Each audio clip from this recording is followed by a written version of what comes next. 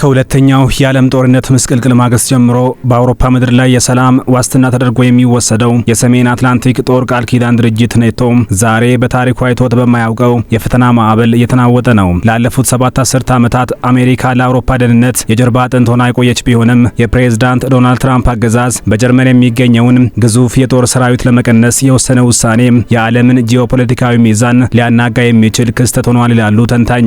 ይህ ውሳኔ የሁለት ሀገራት ጉዳይ ብቻ ሳይሆን ከዋሽንግተን እስከ በርሊን ከሞስኮ እስከ ቴህራን የሚናኝ የፖለቲካ ትኩሳት ቀስቅሷል። የአሜሪካ ጦር ከጀርመን መውጣት ማለት የአውሮፓ የጸጥታ መዋቅር ምሰሶ መነቅነቅ ማለት ነው ብለው የሚያምኑም በርካቶች ናቸው። የዚህ ግዙፍ የጦር ቅነሳ መነሻ ምክንያቱ ከወታደራዊ ስትራቴጂ ይልቅ ወደ ግለሰባዊ ፍጥጫ ያዘነበለ ይመስላል። የጀርመኑ መራሄ መንግስት ፍሬድሪክ መርዝ አሜሪካ በኢራን ጉዳይ ላይ በያዘችው አቋም ተዋርዳለች በማለት ዋሽንግተን ግልጽ ስትራቴጂ የላትም ሲሉ በሰነዘሩት ትችት የትራምፕን ቁጣ ቀስቅሰዋል። መርዝ ይህንን ንግግር ያደረጉት ለተማሪዎች በሰጡት መግለጫ ሲሆን አሜሪካውያን ግልጽ የሆነ ስትራቴጂ የላቸውም፣ መላው ሀገሪቱ በኢራን የተዋረደች ነው ማለታቸው በትራምፕ ዘንድ እንደ ትልቅ ስድብ ተቆጥሯል። ፕሬዝዳንት ትራምፕ ለዚህ ንግግር በሰጡት ምላሽ መርዝ ስለ ጉዳዩ ምንም አይነት ግንዛቤ እንደሌላቸው በመግለጽ አሜሪካ በጀርመን ያላትን 36000 የጦር አባላት ቁጥር በከፍተኛ ሁኔታ እንደምትቀንስ አስታውቀዋል። ፔንታጎን በመጀመሪያ 5000 ወታደሮችን ብቻ ለመቀነስ አቅዶ የነበረ ቢሆንም ፕሬዝዳንቱ ግን ከዚህም በላይ እንቀንሳለን በማለት ዛቻቸውን አክብደዋል። ይህ እርምጃ በበርካታ ተንታኞች ዘንድ የፖለቲካ በቀል ተደርጎ ተወስዷል። የዴሞክራቱ የህዝብ ተወካዮች ምክር ቤት አባል አዳም ስሚዝ ውሳኔው በብሔራዊ ደህንነት ጥናት ላይ የተመሰረተ ሳይሆን በፕሬዝዳንቱ የቆሰለ ስሜት ላይ የቆመ ነው ሲሉ በጽኑ ተችተውታል። በአሜሪካ የፖለቲካ መድረክ በተለይም በሪፐብሊካን ፓርቲ ውስጥ ያሉ ከፍተኛ አመራሮች ሳይቀሩ በትራምፕ ውሳኔ ደንግጠዋል።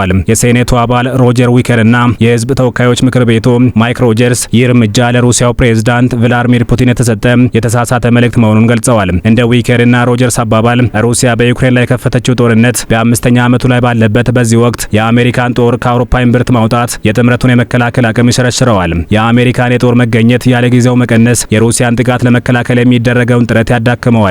ይህ ለሩሲያው መሪ የተላከ የተሳሳተ መልእክት ነው ሲሉ ሁለቱ አንጋፋ ፖለቲከኞች በጋራ ባወጡት መግለጫ አስታውቀዋል። ምሁራኑ እንደሚከራከሩት ጦሩ የግድ ከጀርመን መውጣት ካለበት እንኳን ወደ አሜሪካ ከመመለስ ይልቅ ለሩሲያ ስጋት ቅርብ ወደ ሆኑት እንደ ፖላንድና የባልቲክ ሀገራት መሸጋገር ነበረበት። በአሁኑ ውሳኔ ግን ሩሲያ በአውሮፓ ያላትን የተጽዕኖ አድማስ ለማስፋት እንደ ትልቅ አጋጣሚ ልትመለከተው ትችላለች የሚል ስጋት ነክሷል። የጀርመኑ መከላከያ ሚኒስትር ቦሪስ ፒስቶሪዮስ የአሜሪካ ጦር ቅነሳ የሚጠበቅ ነበር በሚል በረጋ ስሜት ምላሽ ሰጥተዋል።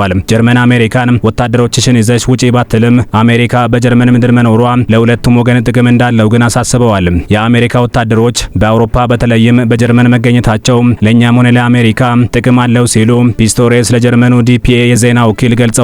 ይሁን እንጂ ጀርመን አሁን ላይ የራሷን የጦር አቅም ለመገንባት በከፍተኛ ፍጥነት የተንቀሳቀሰች ትገኛለች። ቀደም ሲል ትራምፕ ጀርመንን ለጋራ መከላከያ በቂ በጀት አታወጣም በሚል ደልቃቃ ሲሉ ይወርፏት ነበር። አሁን ግን ሁኔታዎች ተለውጠዋል። ጀርመን እስከ ፈረንጆቹ 2027 ድረስ ለመከላከያ የምታውለው በጀት 105.8 ቢሊዮን ዩሮ ይደርሳል ተብሎ ይጠበቃል። ይህም ከሀገሪቱ የሀገር ውስጥ ምርት ጂዲፒ 3.1 በመቶ ሲሆን ኔቶ ካስቀመጠው የ2 በመቶ ግብ እጅግ የላቀ ነው። ይህም ጀርመን ከአሜሪካ ጥገኝነት ለመውጣትና በአውሮፓ የጸጥታ መዋቅር ውስጥ የመሪነት ሚና ለመጫወት ያደረገች ያለችው ጥረት ማሳያ ነው። የኔቶ ቃል አቀባይ አሊሰን አርት አጋር ሀገራት አሁን ላይ የራሳቸውን የሀገር ውስጥ ምርት 5 በመቶ ለጦር ኃይል እንዲያውሉ ግፊት እያደረጉ መሆኑን ገልጸዋል። ይህ ታይቶ የማይታወቅ የበጀት ጭማሪ ሀገራቱ አሜሪካን እንደ አስተማማኝ አጋር ማየታቸውን እያቆሙ እንደሆነ ይጠቁማል። በተጨማሪም የትራምፕ መንግስት በጀርመን መኪናዎች ላይ የ25 በመቶ ቀረጥ ለመጣል ማሰቡ በሁለቱ ሀገራት መካከል ያለውን ግንኙነት ከወታደራዊ ፍጥጫ ወደ ምጣኔ ሀብታዊ ጦርነት አሸጋግሮታል። ይህ ደግሞ በሁለተኛው የዓለም ጦርነት ማብቂያ ላይ የተገነባውን የትራንስአትላንቲክ ግንኙነት ሙሉ በሙሉ ሊበጣጥሰው እንደሚችል ስጋት ፈጥሯል። የፖላንዱ ጠቅላይ ሚኒስትር ዶናልድ ቱስክ እንዳሉት የህብረቱ መፈራረስ ከውጭ ጠላቶች በላይ አደገኛ ነው። ይህንን አስከፊ አዝማሚያ ለመቀልበስ ሁላችንም አስፈላጊውን ሁሉ ማድረግ አለብን ሲሉ አክለዋል። አሁን በርካቶችን እያነጋገረ ያለው ነጥብ የጦር ቅነሳ ውሳኔው በወታደራዊ ተዋረድ ውስጥ ያለ ቅድመ ዝግጅት የመጣ መሆኑ ነው። አንድ ስማቸው ያልተገለጸ የዋሽንግተን መከላከያ ባለስልጣን እንዳሉት የአሜሪካ ጦር ክፍሎች ስለ 5000 ወታደሮች ቅነሳ የሰሙት በቀጥታ ስርጭት ነው ብለዋል። ይህም በፕሬዝዳንቱና በፔንታጎን መካከል ያለውን የአስተሳሰብ ልዩነት ያሳያል ተብሏል። ምንም እንኳን የፔንታጎን ቃል አቀባይ ጆኤል ቫልዴዝ ውሳኔው ሁሉን አቀፍና ባለብዙ ደረጃ ሂደትን የተከተለ ነው ቢሉም ወታደራዊ አመራሩ ግን የስትራቴጂካዊ ጠቀሜታውን ጥያቄ ውስጥ ከተውታል። በጀርመን የሚገኘው የአሜሪካ ሁለተኛው ፈረሰኛ ክፍለ ጦር እንዲሁም የአቪዬሽን ብርጌድ ኔቶን ከሩሲያ ጥቃት ለመከላከል ወሳኝ ሚና ያላቸው ክፍሎች በመሆናቸው የነሱ መውጣት በክልሉ ያለውን የኃይል ሚዛን በእጅጉ ያዛባል ሲሉ ተንታኞች ያስረዳሉ።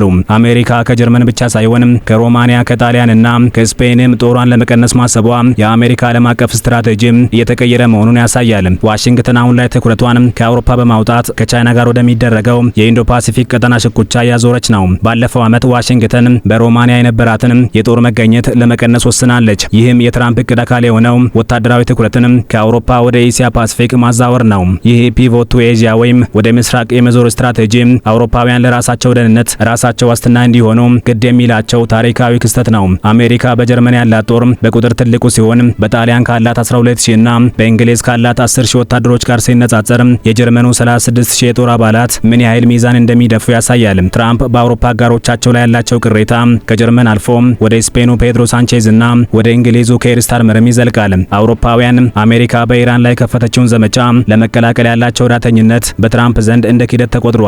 መርዝ ባለፈው ሳምንት የኢራንን ጦርነት በመተቸት አሜሪካ በኢራን አመራር የተዋረደች ነው ማለታቸው የውጥረቱ ማሳያ ነው። ለዚህም ይመስላል ጦሩን በማውጣት አውሮፓ ለብቻዋ እንድትቆም በማድረግ ቅጣታቸውን ለማሳየት የተፈለጉት። በአሜሪካ ኮንግረስ ውስጥ ያሉ አንዳንድ ሪፐብሊካኖች ግን የፕሬዝዳንቱን እርምጃ ይደግፋሉ።